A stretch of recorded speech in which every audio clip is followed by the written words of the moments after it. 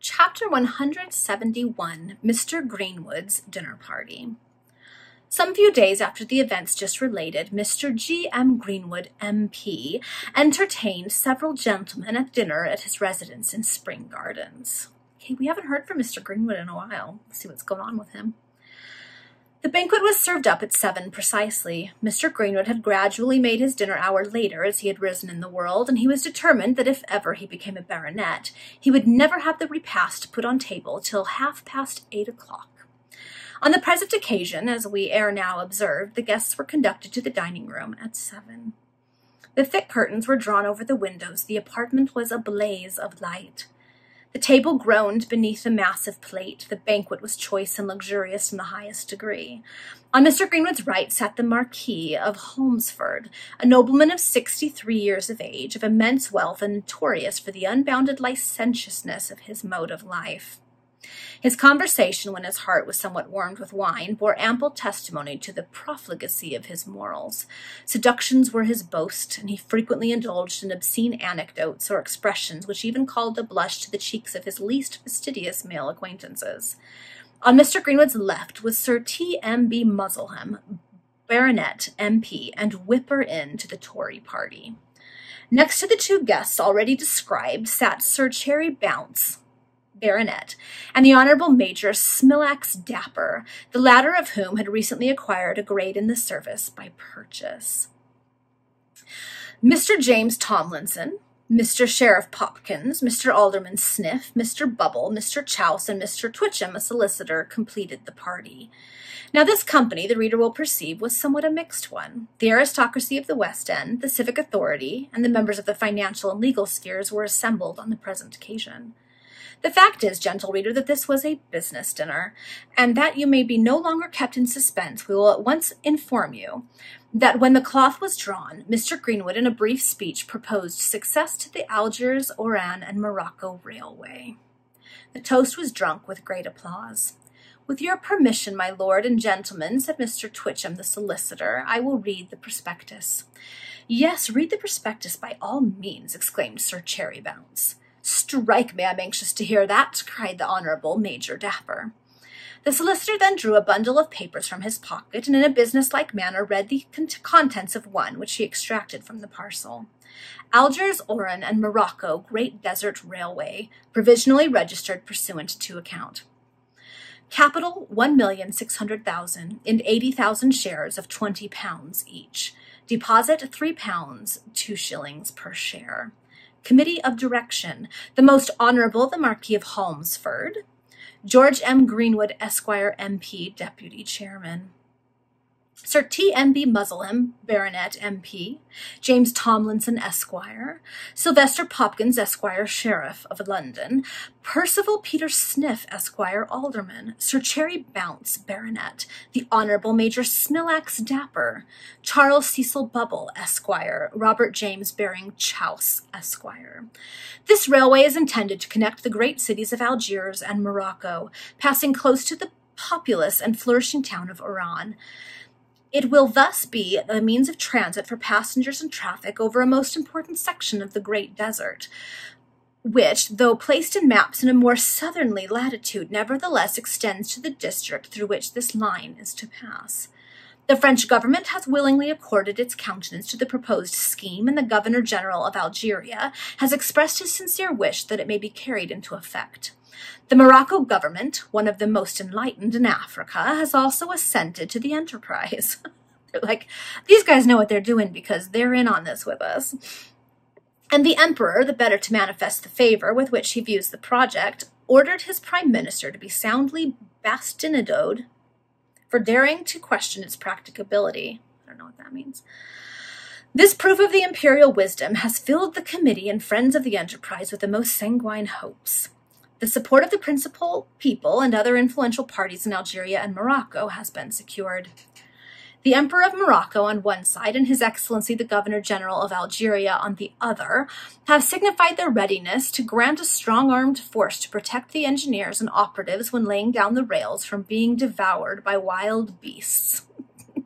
The ex-emir of Mascara, Abd el-Qadir, has entered into a bond not to interfere with the works while in progress, nor to molest those who may travel by the line when it shall be opened. And in order to secure this important concession on the part of the ex-emir, the committee have agreed to make that prince an annual present of clothes, linen, tobacco, and ardent spirit.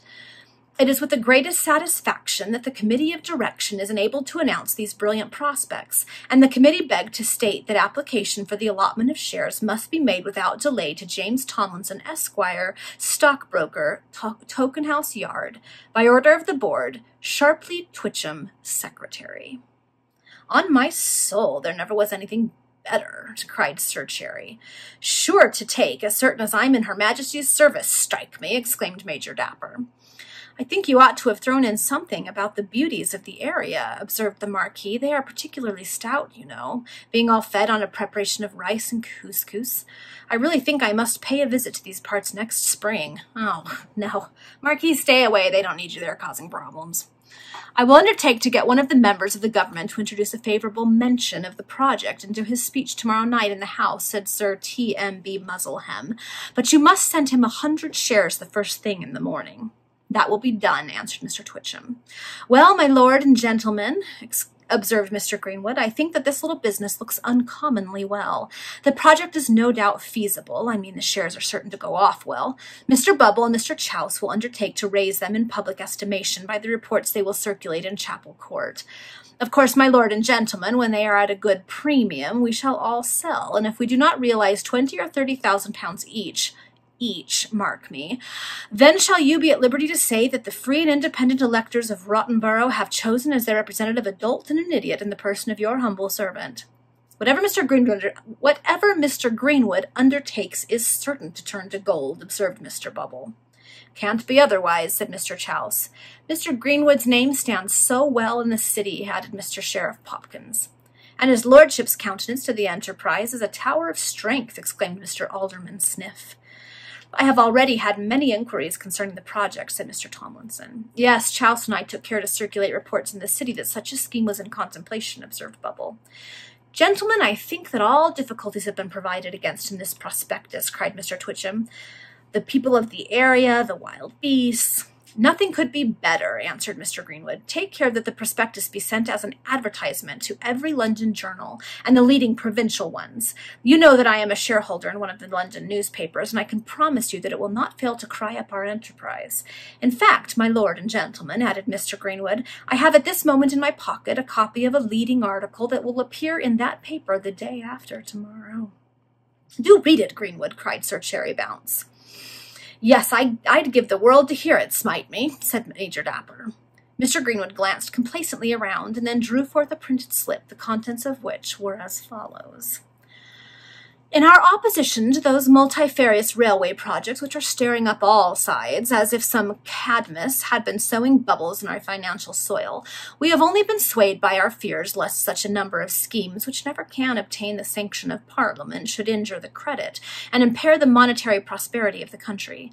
It must not, however, be supposed that we are inimical to those undertakings which are based on fair, intelligible, and reasonable grounds. There are many talented, honorable, and wealthy individuals engaged in speculations of this nature, and their motives being beyond suspicion, no one of common sense can for a moment suppose that we include their projects amongst the airy nothings against which we are compelled to put the public on their guard.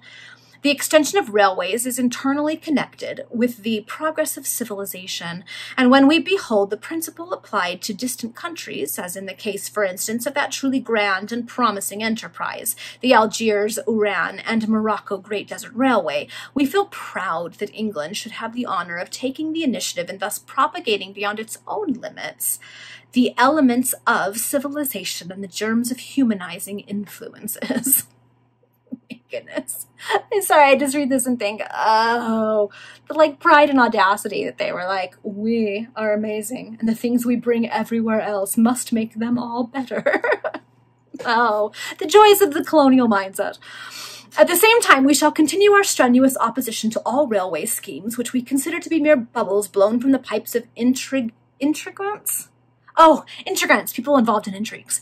Intrigants and adventurers, and we shall never pause until those pikes we put an effectual stopper. Super excellent, glorious, majestic, astounding, said Sir Cherry, quite in raptures. You perceive how beautifully, how delicately the puff is insinuated, said Mr. Greenwood. That article will have an astonishing effect. No doubt of it, observed the Marquis.